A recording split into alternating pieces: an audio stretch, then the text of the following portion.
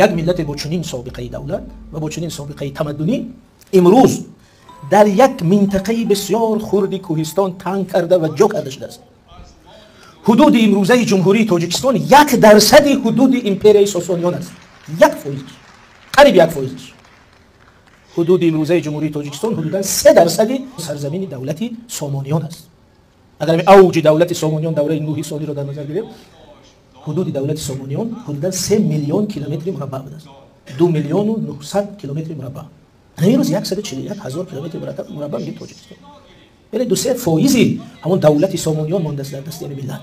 خیطه بلخ و بخارا داشت داد، سنت والا و دیوان داشت داد، تخت سامان داشت داد. یعنی کم کم آمده در یک کوهستان، در 1% از خاک تاریخیش مانده است با یک دولتی بسیار از نظر جغرافی، فقط از جغرافی میگم، خردی تاجیکستان.